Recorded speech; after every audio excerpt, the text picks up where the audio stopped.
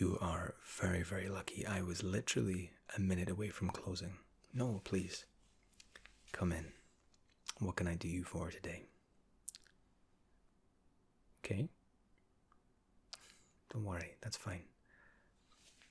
What we'll do is I will treat you as a complete layman. I don't want to insult your intelligence, but I'll treat you as if you're a novice, and we can go right back to the basics, and sure. Okay, first and foremost, what is the occasion? What is it you're buying the wine for? Okay, well, whether you're cooking for a partner or having some friends over, or even just, you're having a cheeky glass to yourself at night, I'm sure we can find something to cater for your needs. You see, I'm obviously deeply passionate about wine. I've been a wine merchant for a very long time, and one of my biggest upsets with wine is the perception that people have. They think that unless they know about wine, they can't enjoy it, and it's quite simply not the case. Something else with wine is that people think, oh, it tastes like vinegar. I don't like that. It's not for me. There are a multitude of different wines, a huge variety, and I would put my experience and my wealth on the line to say there is a wine to cater for everybody's taste and specific flavor that they may or may not like. Okay. Budget is quite important when it comes to wine, because you can spend a very small amount on wine and get a modest bottle of wine, or you could splash out for something like a Petrus Pomerol, maybe an 88, which would set you back about a month's salary if you have an average wage. Yes. Okay, if we're looking to keep it budget, what I'm thinking is maybe something for your main course at least. I would guess something like a Pinot Noir, depending on the kind of meat or the kind of dish you'd like to serve. Bear with me one moment. I'm thinking maybe a 2016 Pinot Noir. I think this. Now this is a 2016, as I said, from the Brancott estate in New Zealand. Now, New Zealand wines, especially the Pinot Noirs, they're a little heavier. You probably want to serve it with something like a steak or any kind of roasted meat. It's a heavy but a very, very tasty wine. Now, the Brancott estate, I've actually visited myself. Hold on, how about I pour us a little glass and you can get an idea of what I'm talking about. I tell you my story. I visited the Brancott estate, I think, in the early 2000s, and they actually only established in, I think, the early 70s, maybe 71 or 73, I think. And let me pour you this glass before I need to concentrate. That little click. It's a very nice noise.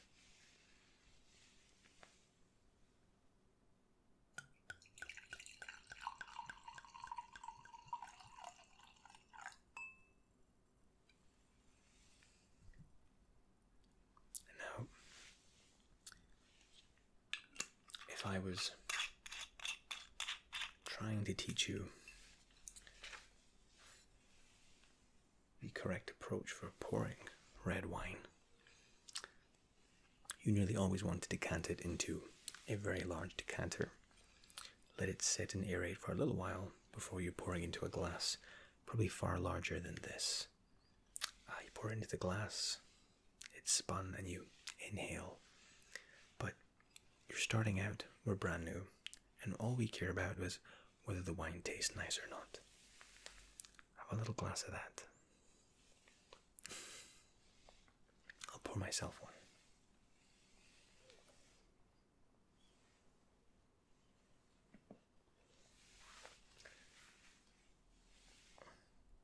No, by all means, have a try.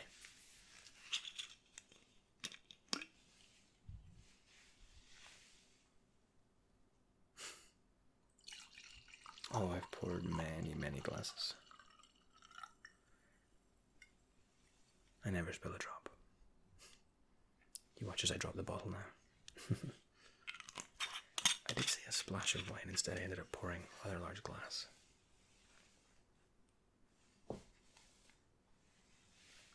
Okay. Now, have a little sip.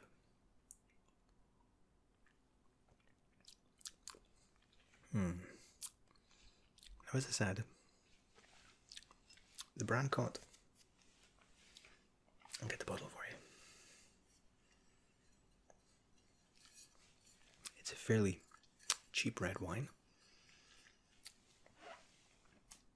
But as I said, with a nice meaty dish as a main, it's the perfect accompaniment.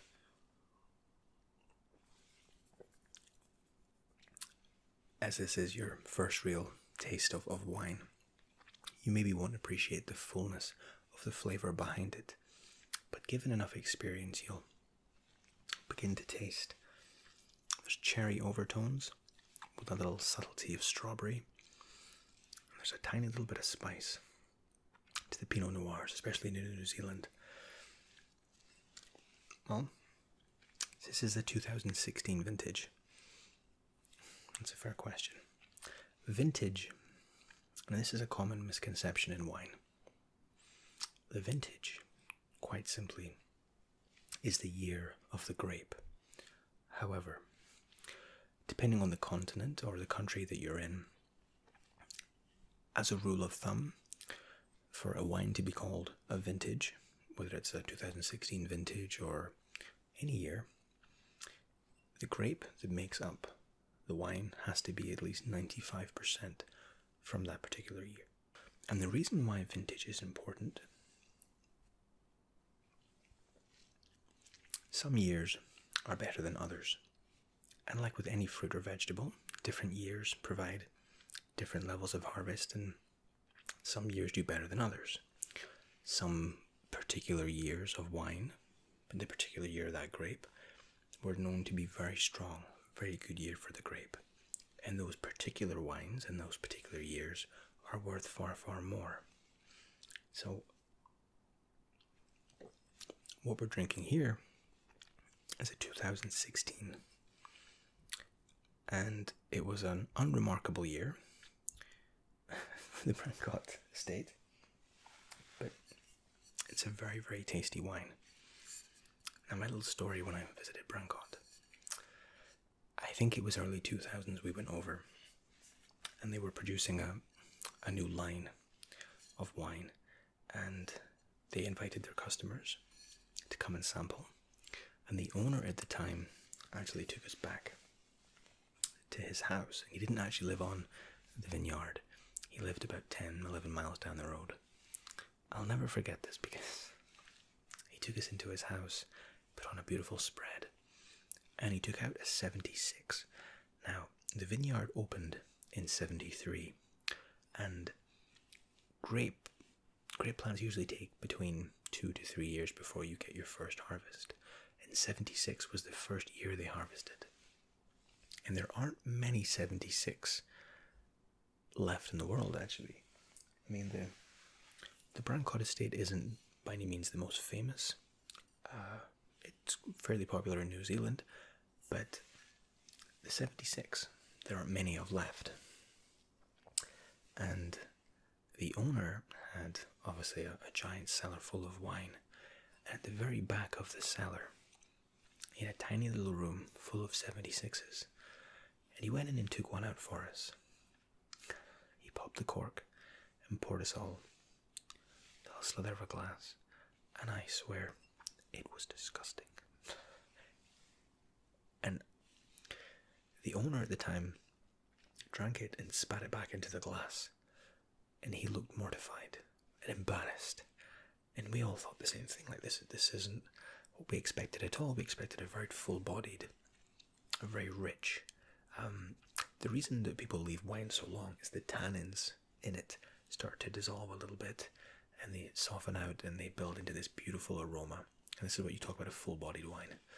And he looked at the cork, and it turns out they had a little rat that had drilled a hole inside this cork, and air had been getting to this wine for I don't know how many years, a lot of years. Thankfully for him, it was the only bottle in the entire little room of 76s that was spoiled. He just managed to pick it somehow. But his face was a picture, and I took quite a large gulp, expecting this really, really, really tasty and full flavoured wine.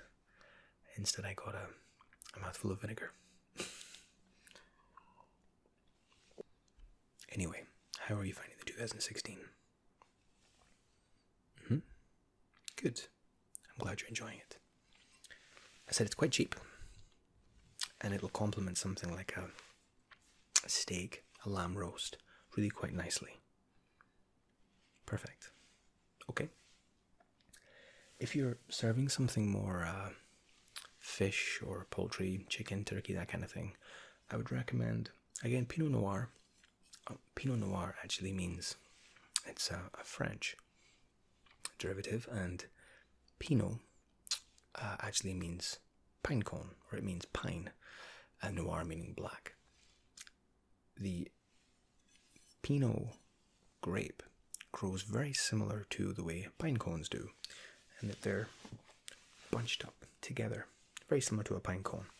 So Pinot Noir quite literally means black pine cone, or black pine is how it translates. But if you're serving fish or any kind of poultry, I'd maybe go for the 5600. Now, 5600 is actually a South African wine, and I believe it was named after the gentleman that set up the vineyard, bought the land for 5,600 guilders. That's true. Before I open this, I'll just pour you a quick glass of water, just to cleanse your palate.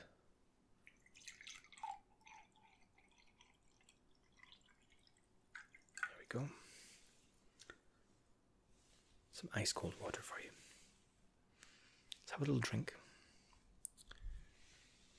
And if I'd thought about it, which I didn't, we should really have started with the South African wine. The South African Noir is far thinner. It's not as heavy. I said it's more suited for fish, turkey, any kind of a lighter meat. It's a lighter wine for a lighter meat. It's still got that depth to it, but it's far lighter. It has a crispness to it as well. Still will have the cherry and the strawberry overtones with a little bit of spice, but it's a lighter variant. Okay, let me pour you a little glass of the 5600. I actually prefer the 5600, if I'm honest. I do like the New Zealand grape, but there's something about the South African wine that's really quite lovely.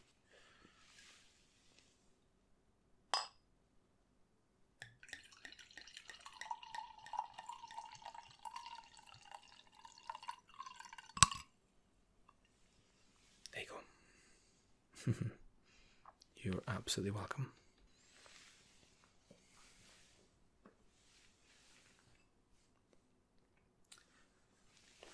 No, it was actually my father that got me in to the wine merchant business. His father before him, and father before him. It's been a family business for, I think, 6 generations. Yes. All of us have loved wine. We've never had to fake it. As I said, it really is a crying shame that so many people feel so apprehensive where wine is concerned. Wine is a beautiful thing. Now, let's take a little sniff of this. And taste.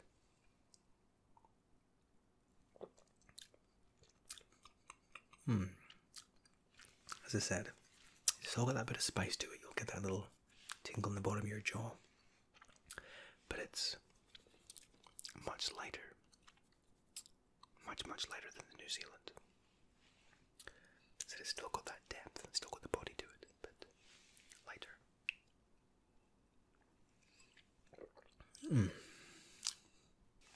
How are you finding that? Good, no, I'm glad. There's something quite magical. Obviously, if you are new to wine, this might sound a little strange, but for somebody like me, where wine is a very large part of my life, selecting the right wine for the right dish just sends a meal off perfectly. Absolutely perfectly. If you have something like a beef anglaise, for example, which is essentially a fillet steak, butterflied, and depending on the kind of cheese you like, it should be Stilton, but some people don't like Stilton. But if you're picking a beef anglaise, getting a nice full wine, a nice strong red, just complements it perfectly. It's beautiful. Of course, I am delighted that you enjoy it. Some people aren't such a big fan of red. They might prefer white wine is, again, far lighter. It's usually sweeter, not always, but usually sweeter. And you'll usually be serving white, maybe with your starter or as an aperitif. An aperitif is just the drinks you have before you sit down for your meal. Don't feel embarrassed. They're all questions that I kind of wish I was able to have asked at the very beginning. My dad was a little bit, he let me embarrass myself a few times, shall we say, in the best way possible. My dad's incredible. But I soon learned. And I soon found myself buried up in books about wine, their history, origins of them, the fermentation process. I could go on and on and on about wine. It's I have a lifetime of memories associated to it, so absolutely. As I said, this wine it's very, very cheap, but it's very tasty. The South African, especially, it's a 2016 as well, and it's really, really, it's value for money. It has the flavor, it keeps the body, but it's just a little bit lighter, which for me, considering how much wine I drink, the lighter is usually the preferred option. Absolutely. It's been my absolute pleasure. Honestly. I'll take you over to the till and we'll get you. Sure. You'll be welcome back anytime. As I said, it's absolutely fine starting at the lower end of the scale. And as you move up, we could take you through all sorts of magical and fantastic experiences with some of the more elaborate wines, we'll say. Yes. Of course. No, we have a wide variety. We also stock a lot of champagne. We have more red than we have white, but I have a cellar full of both, and a cupboard full of all sorts of champagnes. Yeah. Note that the Pinot Noir and Pinot Grigio have a little bit of a stigma attached to them because they're the cheaper element of the wine. But there's a lot of judgment made in the world, especially the world of wine, in wineries. All that matters, as I said,